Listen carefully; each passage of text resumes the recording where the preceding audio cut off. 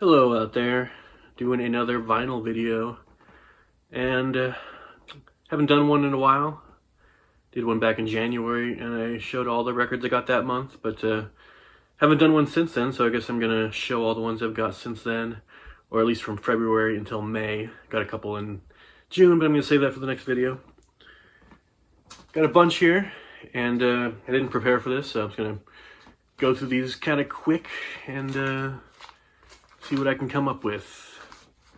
This is The Doors, LA Woman. This is an original copy with the window sleeve. It's like a plastic window that you can, I'll show you when I take out the inner sleeve. See, it changes colors because it's clear. But I've had this album before, but never had an original with the window like that. Picked it up at a local store here in Bend, Oregon called Big Story Books.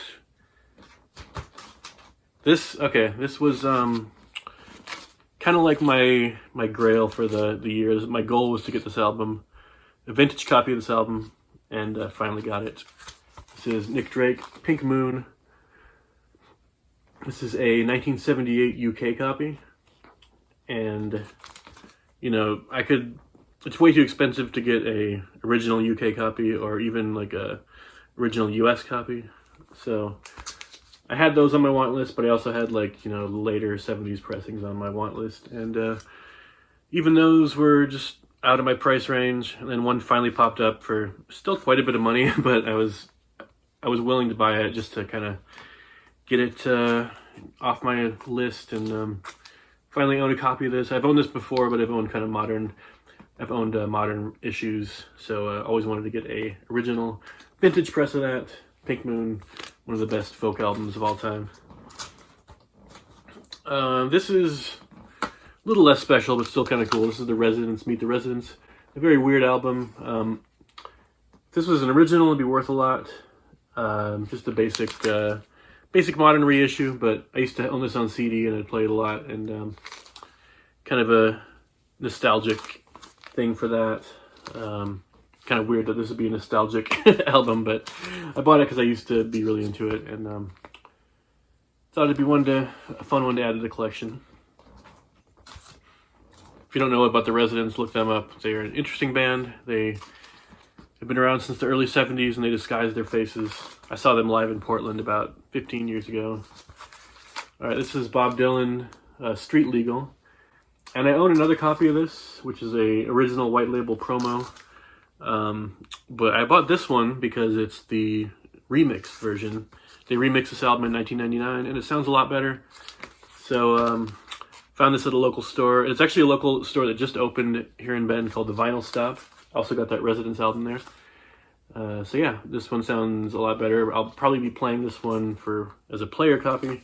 The other one's kind of more of a collector's item, but I like the mix on that one a lot better than the original mix, which is really muddy and not great sounding. All right, this one I got in Hood River, Oregon, at a store. I can't remember the name of the store, but it's a really cool little record store. And this is David Bowie, Aladdin Sane, original UK copy. And it's got this booklet that comes with it. I forget what they call it. It's a fan club sheet. So you could, back in the 70s, if you wanted to, you could be part of David Bowie's fan club. But the ones with that fan club thing seem to be more rare and sell for more, which is, you know, not going to sell anytime soon. So it's not a huge deal, but I do enjoy collecting things that are have the complete stuff in them. So that's nice. Okay, this one I might get made fun of for, but I've always kind of wanted to own this, even though it's not something I'm going to listen to a lot. This is an original copy of Lou Reed's Metal Machine Music. Another one you should look up if you don't know the story of it. It's just a bunch of noise, basically 4 sides of noise that Lou Reed released to, I believe it was to get out of a contract from RCA. And, you know, probably one of the most well-known noise albums, though, which is kind of cool. I think it's cool to own as a document, and I did listen to it, and this might sound weird. It sounds way better on vinyl than trying to listen to it on digital. I don't know why, but I was able to listen to a full side and kind of enjoy it. If you can handle that kind of thing.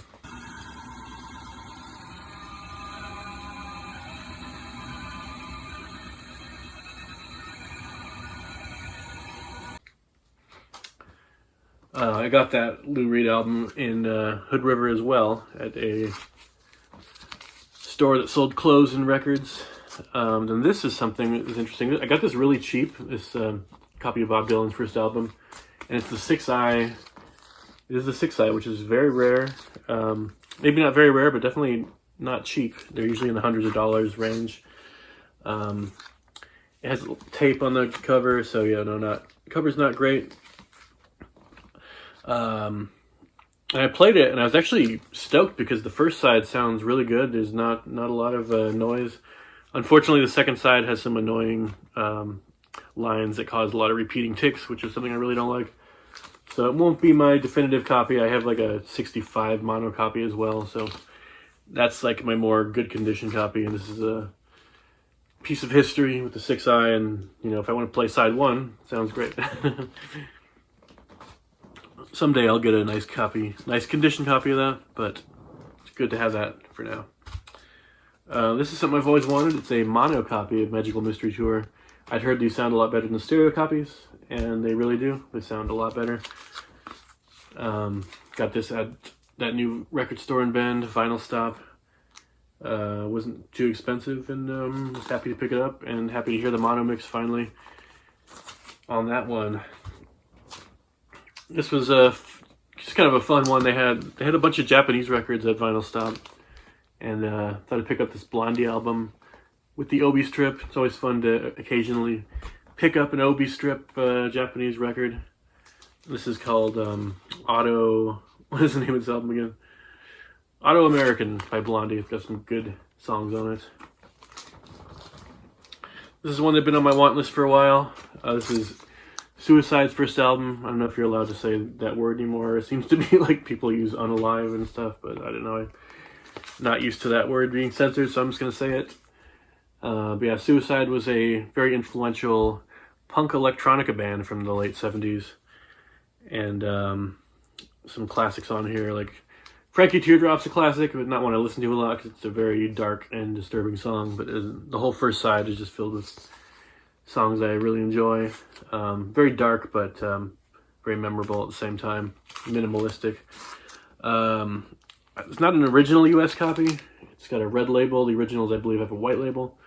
But the originals are a couple $100. I was able to find this one for around $50, and I think it's either a late 70s or early 80s one. So sometimes I don't mind getting one that's not the original if I can get it a lot cheaper, and it's still a vintage press. So I was happy to pick that up. This is nothing too special. Pat Garrett and Billy the Kid soundtrack, because I collect Bob Dylan. I already had this album. It's just a really nice conditioned copy of it. This is interesting. This is Frank Zappa, We're Only in It for the Money. And it's got the inverted cover, the alternate cover. And I didn't know what this was at first because all the original US copies have the just the regular yellow cover, which looks like that on this side here. And then I think what happened is someone was able to turn this inside out, because on the inside here there's like lettering. You can't really see it, but on the inside spine there's like the lettering and the title, and I think they just somehow turned it inside out. It's not like a great condition copy or anything, but I have a sealed original copy of this that I don't want to open, so it was nice to get a player copy that has this cool alternate cover, which I much prefer. You know, it's a really cheap copy too, so spent a lot of time with that one when I was younger. Especially when I first started smoking weed, that was a great one to listen to. Don't do that much anymore, but all right. Next up, we got a new album, relatively new. I think it came out last year. Magdalena Bay, Imaginal Disc, and this is a really good album. Really nice, kind of experimental pop album. Got a white vinyl, and wasn't really able to find it at a lot of stores around here, so I just ordered a copy online. Can't get it too cheap, but picked up one that was relatively affordable. But yeah, highly recommend that one. Sounds amazing on vinyl. Another Bob Dylan one for the collection. I have this album already. It's the Basement Tapes. I have a white label promo. This is a normal copy, but it is in the shrink with the hype sticker. So double albums like this you don't see hype stickers a lot on, so I thought I'd pick that up. Picked it up in a store in Klamath Falls, Oregon. This is one my dad gave me, actually. I visited my parents on the coast in Gold Beach, and he had bought this album, and he liked it, but he felt like he'd played it enough. This is Miles Davis. Someday My Prince Will Come, and it's probably a late 50s album because it has that classic 6i Columbia label. And yeah, it's really good. Always happy to own a vintage Miles Davis album for sure, especially a 6i like that. Stopped in a town called Coos Bay, actually North Bend, which is right next to Coos Bay, which is a nice little record store called Off the Record, and I picked up some really good stuff there. This is David Bowie's The Lodger in the shrink with the Best Buy sticker. Not that that's that cool, but I was happy to find that one. I used to own that one in kind of a beat up copy, but this one's really nice, really mint on the disc as well.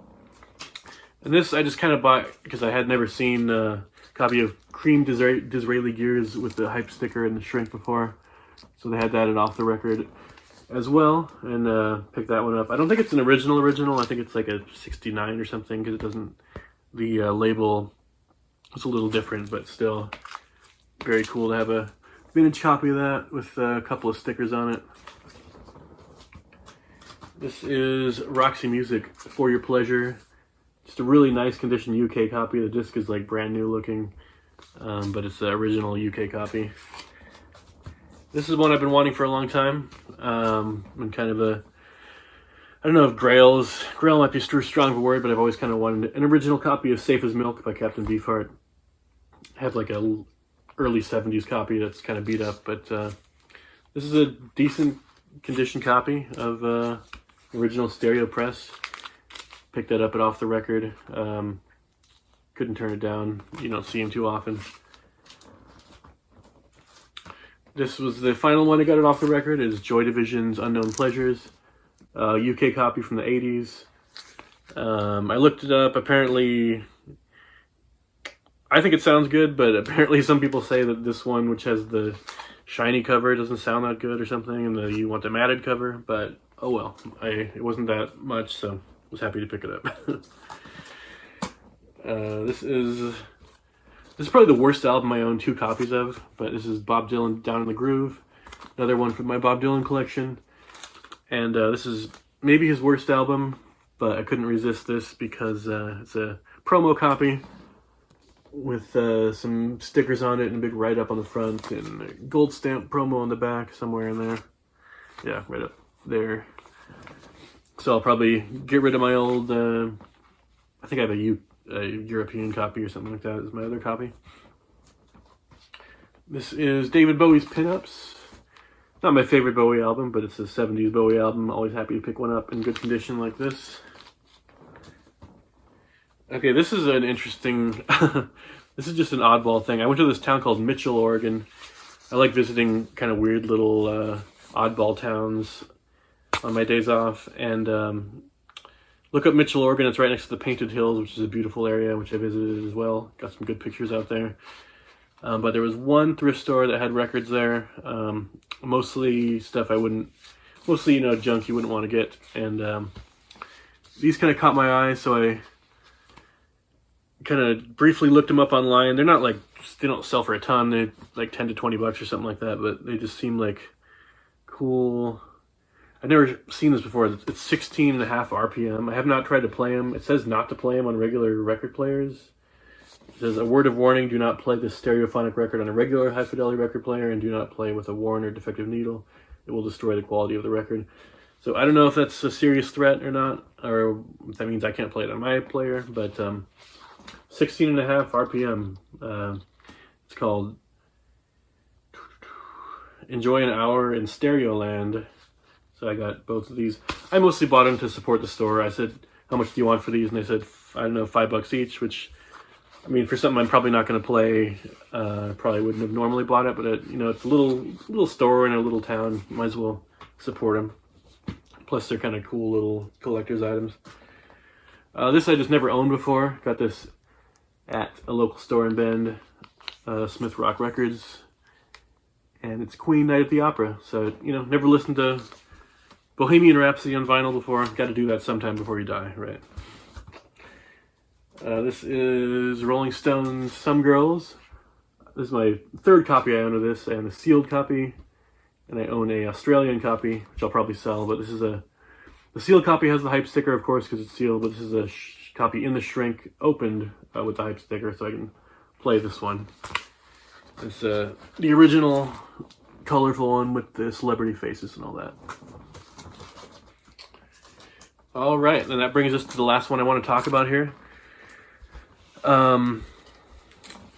So, back in February, they released an album on vinyl that I have fallen in love with completely. I listen to it all the time. It's what I spent like half the time listening to this year. When I would get in my car, half the time I'd listen to Spotify, half the time I would just play this album, because this album's not on Spotify, only on Bandcamp and YouTube. But this is Diamond Jubilee by Cindy Lee. It was released last year, 2024. I'm completely in love with this album. It's like 30-something tracks long. It's almost 3 hours long, and I love every track. I want to maybe make a video or something about this album and go through every track by track. I don't know how to describe. I can describe it, but I don't know how I should describe it in a video like this. Very kind of lo-fi and nostalgic feeling, and influenced by so many different types of music from the past and a little bit from the present too. It's kind of like there's so many different types of music on it, but if I had to kind of briefly summarize it, I'd say it sounds like kind of nostalgic 1950s mixed with modern day lo-fi indie music. And I don't know how this person made it. I listened to other stuff by Cindy Lee. It didn't really do it for me. But this album is incredible. It has cracked my top 20 of all time. I have a list of my favorite albums. Most of those albums are from the 60s and 70s, and a few from the 90s and here and there.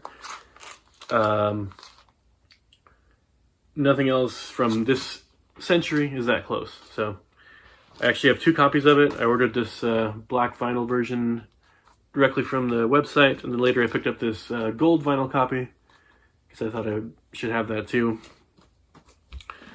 The gold vinyl one's a little noisy. When I tried to get it, I tried cleaning it. It still has some noise on it, which was a common problem with the pressing. I saw on Discogs people were complaining about it, so I tried to get it cleaned up, but just as a collector's item, thought I should pick up the gold one because it was pretty limited. But either way, if you have the time and it sounds like your kind of music, I highly recommend it. Give it a listen. Diamond Jubilee by Cindy Lee. I have had to kind of force myself to take a break from it, so I haven't listened to it much in a while. But it's incredible. It's one of the best albums I've ever heard. Anyway, that's it. Hope you had a good day. Hope you enjoyed the video, and hope you have a good day. Thanks for watching. Talk to you next time.